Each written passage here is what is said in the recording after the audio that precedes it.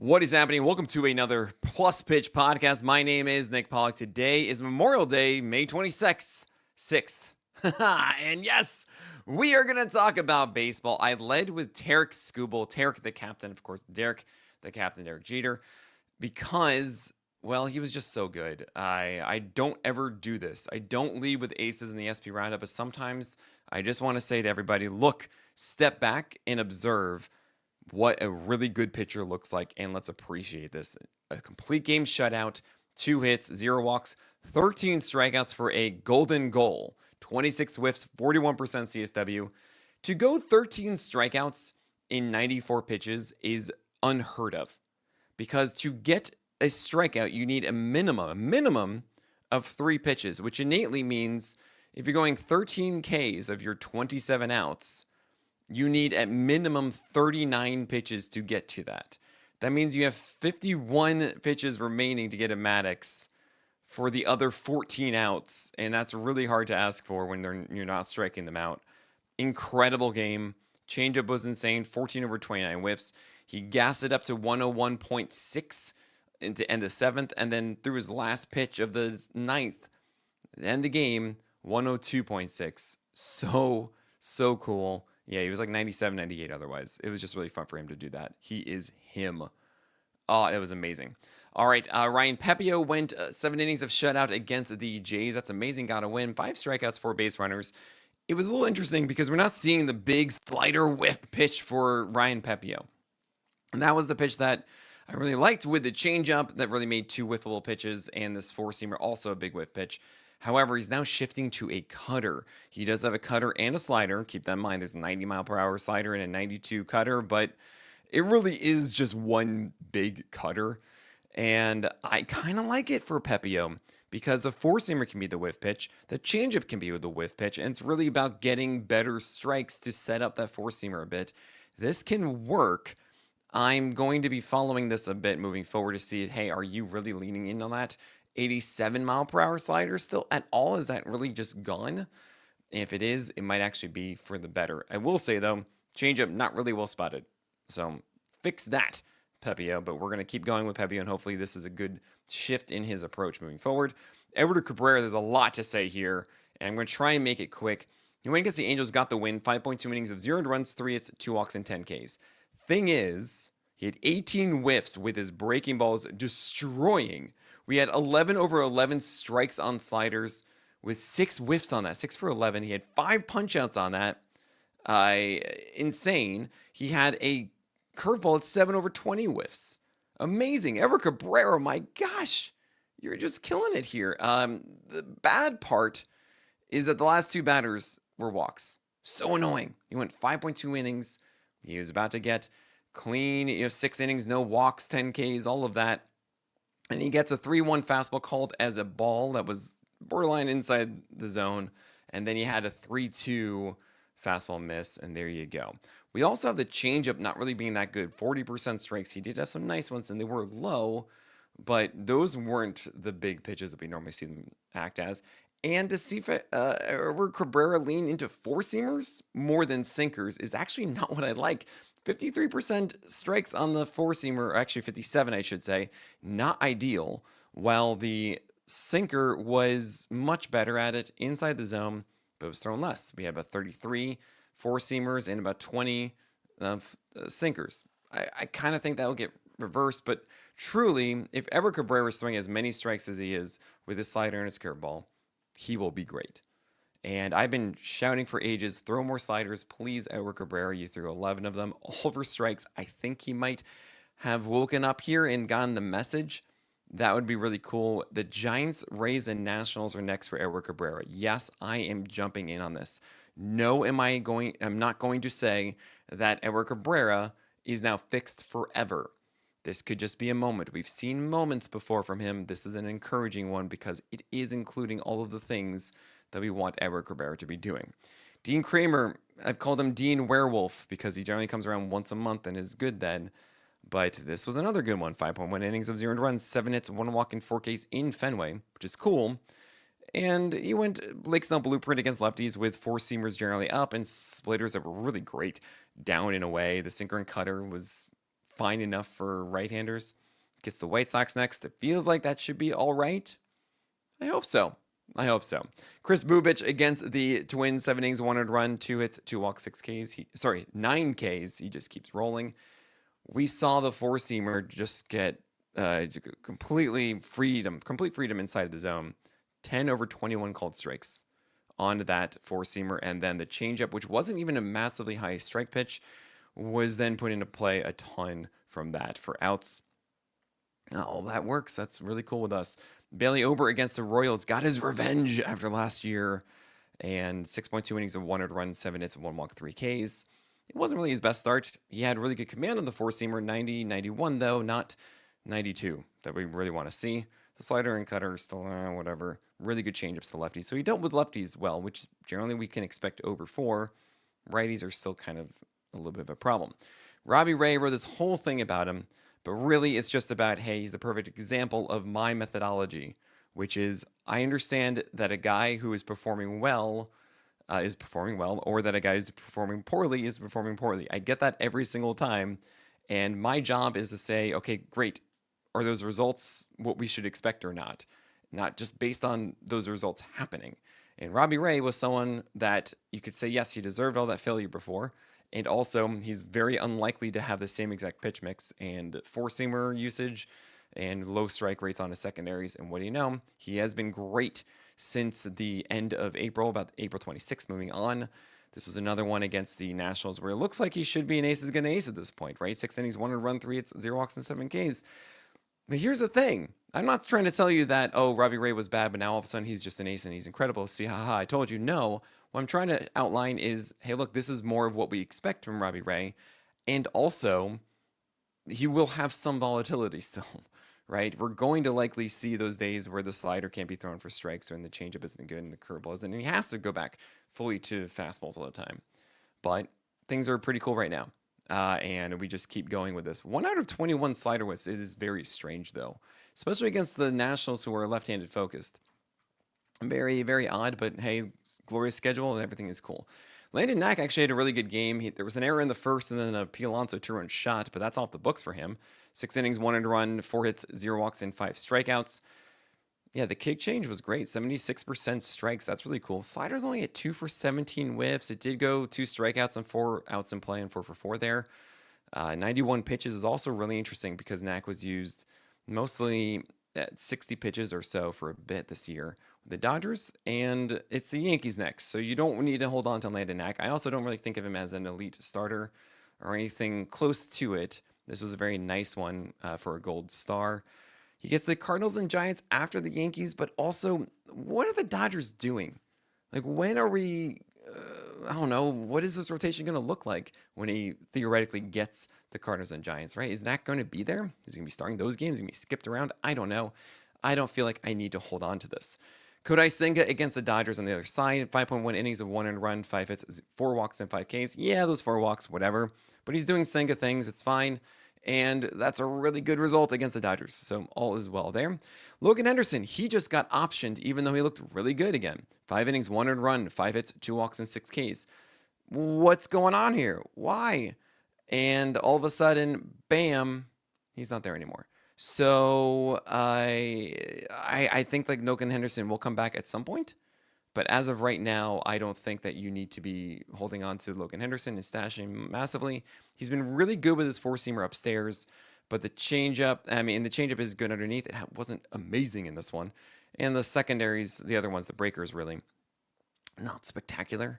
I want to see something else there and hopefully another strike pitch. But Logan Henderson is a solid play, and I'm very curious to see what his schedule looks like when he does come back. Spencer Schwellenbach against the Padres, 7 innings, 200 runs, 7 hits, 0 walks, and 11 strikeouts, 20 whiffs, 37% CSW. What was so interesting about this one was that Spencer Schwellenbach dominated with his four-seamer. That is not the guy. That is not the dude that we remember and loved entering the season. It was more about the four-seamer being the worst pitch with the slider being the good one. Well, they actually allowed him 2 home runs because he threw it down and in a little too much. And one of them was honestly a really good 0-2 slider that Gavin Cheats went down and got. And the other one was well in the zone. So, Schwellenbach, I'm happy you had this good start, but it is really strange for me to see that you went 11 over 39 whiffs on the four-seamer. and that did everything, which is strange. You have Davis Martin against the Rangers, 6 innings, 2 runs, 4 hits, 3 walks, and 2 strikeouts. The changeup was really good, 8 for 8 on balls in play, and the cutter is the focus for right-handers, and I like that. I just wonder if it's that effective for you in 12-teamers. It is not a good win chance. You had this good outing, you didn't get a win here, no decision. He's going to get the Orioles and Tigers next. Maybe you want to do that in Orioles against the Orioles. I think in 15-teamers, you kind of want to lean into it, but I think in 12-teamers, it's just not quite enough. You have Bailey Falter against the Brewers, 5.2 innings of 2 runs, 4 hits, 3 walks, and 1 strikeout. How am I supposed to butter my bread with this? I just can't wait for him to get traded because, let's be honest, the Pirates at some point are just going to be like, whatever. Someone wants this? Sure. Here you go. Maybe not. Maybe like, hey, he's really cheap and we'll just get these innings and call it a day. I don't know. If he does get traded, Bailey Falter does become a very intriguing piece because Falter's four-seamer is really good. It is a 7.3 extension in this one. It comes in at 92. It was the pitch that led the way here. It's just nothing else is there.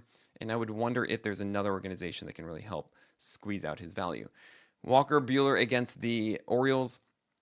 5 innings, 2 runs, 4 hits, 2 walks, and 3 Ks. He was up to 94 in this, but he wasn't up on the fastball. He was mid with it, or really just middle location, some down a little bit too. And I kind of see the pieces coming together. There is a slider he throws to lefties, a sweeper to righties. There is a sinker that he throws to right-handers. There's the cutters are all over the place a bit. Like, I can see how it all comes together, but it's just not quite it. And it's like little pieces are not there. He also gets Atlanta and the Yankees twice, does Walker Buehler. I don't really feel like you need to hold on to this. Will Warren would have had an amazing outing if it weren't for the rain. He had 17 whiffs and 57 pitches with a 37% CSW. He also had a really tough first, got through it. And 4 innings, 2 runs, 2 hits, 2 walks, and 7 strikeouts. Also, the height adjusted VAA is lower, 1.2, but that's because of the thin air that really lowered the vert on the four-seamer. So you're going to have a lower vert on the four-seamer, which means he's going to have more drop, which means that you're going to get a steeper angle. Makes sense, right? All right, we have other guys to talk about. Luis Castillo, Michael Soroka, Jesus Luzardo, Cal Hendricks, many, many others. We're going to talk about all of them after this break. Jesus Luzardo, 7 innings, 3 runs, 9 hits, 1 walk, 10 Ks. He allowed a home run on the first pitch, and that sweeper just dominated after that. Okay, we're moving on. Luis Castillo, 6 innings, 3 runs, 9 hits, 1 walk, and 6 Ks. That is a very, very poor quality start. And 96-97 is actually kind of interesting, not the 95 that we normally have seen from Castillo thus far. But I am really concerned about the whiffs and the sliders the sliders and the changeups in general from Castillo. We did see some more whiffs with the slider because it is a right-handed focus lineup, but it wasn't really that good.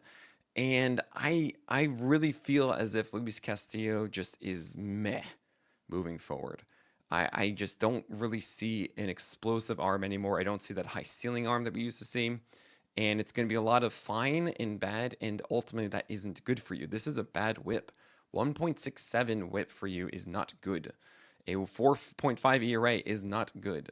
So keep that in mind here for Luis Castillo. Michael Soroka, 6 innings of 3 runs, but 1 whip and 2 strikeouts. Now he's going to have a tougher schedule ahead, but he will get Rocky Road in a few weeks. That's cool with me. This was against the Giants. This is why he was a stream pick of the day. It worked out. But now we move on to something else. Kyle Hendricks against the Marlins. He got a poor quality start too. That's awesome. I'm happy he got anything for you. Yes, it was the Marlins, so maybe there was a chance that some of you picked him up for this. And we move on. Like, you don't want to touch Kyle Hendricks.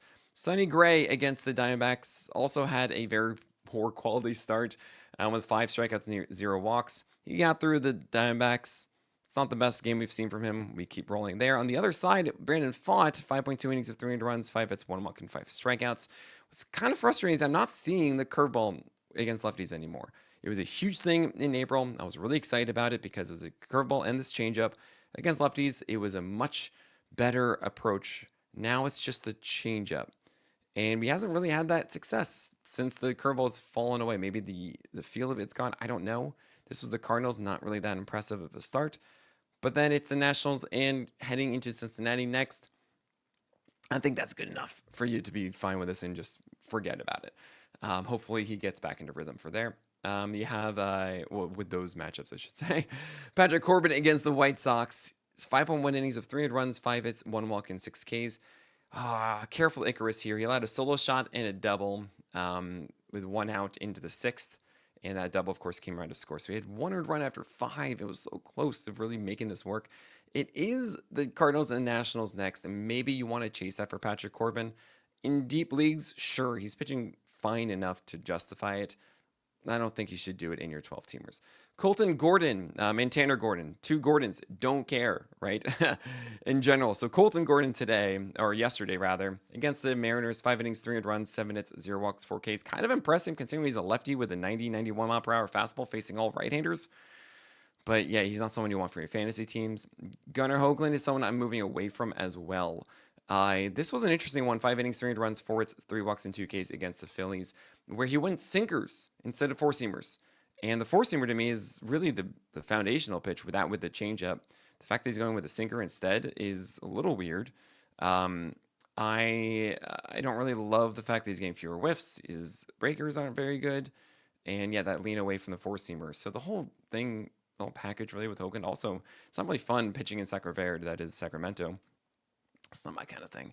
I am fine with Dylan Cease. Everyone is. He's the premium cherry bomb. 5 innings, 300 runs, 6 hits, 1 walk, 8 strikeouts. It's like, yep, that's Dylan Cease. We live with it. We move on. Nick Lodolo actually pitched pretty well. 5 innings, 300 runs, 6 hits, 2 walks, 6 Ks against the Cubs.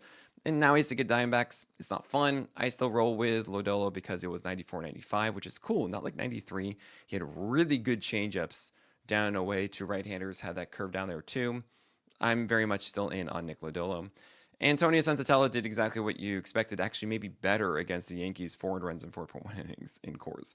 Logan Allen was opposite of Tarek Skubal, so he was just dazed and confused, but really it's Logan Allen against the Tigers. So 400 runs and 6 hits, 4 walks, 2 Ks, and 3.2 innings. Like, yeah, you don't want this.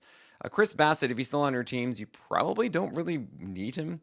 4 innings, 500 runs, 9 hits, 2 walks, 2 Ks. PJ here in chat was saying, hey, look, Chris Bassett, the ball is flying out in George Steinbrenner Field. He can't do this. And yeah, he was right.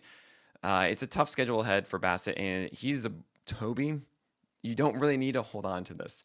And Ben Brown, same kind of thing. It was against the Reds in Cincinnati, and he does get the Reds carpet next, so he's going to be hosting them in Wrigley, which does sound appealing, but it was 4.1 innings of 800 runs, 7 hits, 2 walks, and 4 Ks. On the other side of it, 13 whiffs and a 33% CSW. Ben Brown is Ben Brown. It's a 4-seamer and a curveball. He cannot figure out a sinker or a cutter. He's trying this kick change. It's not really the answer because he needs a strike pitch. He doesn't need this other whiff pitch. He needs something to keep guys more off the fastball, and I don't really think this kick change is going to be that for both sides of the plate. So I'm a little tepid on this. I've been tepid on Ben Brown all year. I'm disappointed about this because I was, it's the Reds, even though they're in Great American Ballpark. Now it is going to be the Reds in Wrigley, which might be a lot better. So hopefully that works out for him. I understand either way of this. You want to take the chance? Sure. I'm probably just not going to deal with it. All right, that is it for today. Thank you all so much for your support. My name is Nick Pollack, and make sure you stick around for the list today because we are going to be live streaming the list this day. Yes, starting at 2 p.m. It's Memorial Day. Come on by. And also, I will be giving away MLB.TV subscriptions. I'm going to be giving them away every single morning this week. We're going to start with the list stream this afternoon. We're going to be giving away 5 MLB.TV subscriptions a day. So come on by and spin the wheel. Let's see what happens. That is it for today. My name is Nick Pollack, and may your BABIPs be low and your strikeouts high.